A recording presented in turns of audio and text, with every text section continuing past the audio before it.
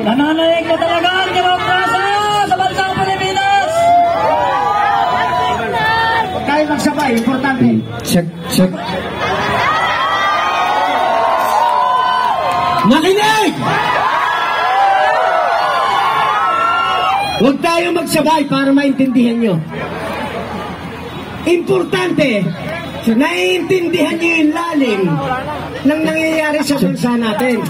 Para yung pinapakipaglaban natin, talagang merong pinanggagalingan legally. Okay? Makinig kayo, ha? Makinig! Yung pagpapatanggal natin kay Martin Romualdez, tayo nagpatanggal sa kanya! Sa tulong ng ating mga noble military, kasama natin ngayon sa pamumuno ni General Romy Puquis, General Orlando De Leon.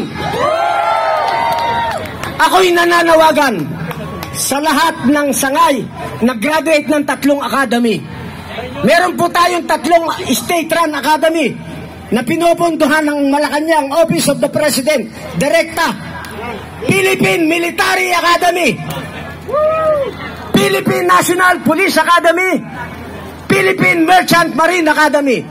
Mananawagan ako sa unang eskwelahan. Lahat po na nagtapos sa Philippine Military Academy, mga sir, sumama na kayo sa amin ngayong gabi.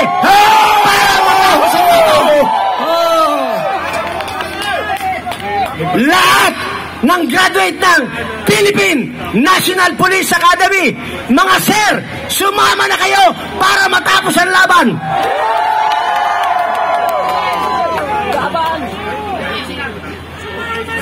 May update lang, isa mo.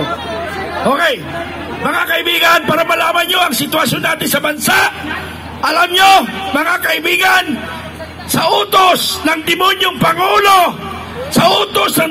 Pangulo, isinasabayan tayo ng parisaya, naggawa siya ng isang rally para labanan ang grupo natin.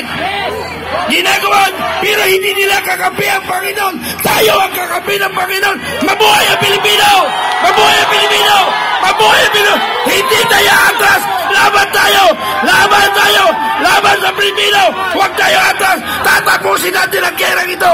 Dahil ang Pangulong Marcos, naganap siya ng grupo para tatapatan tayo! Pero hindi tayo natapatan dahil kakampi natin ang Panginoon! Mabuhay ang Pilipino!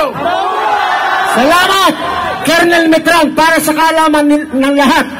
Kung meron kayong kilala, pinakamatapang hindi umaatras sa laban na dating nagsilbi sa sandatahang lakas ng Pilipinas, ang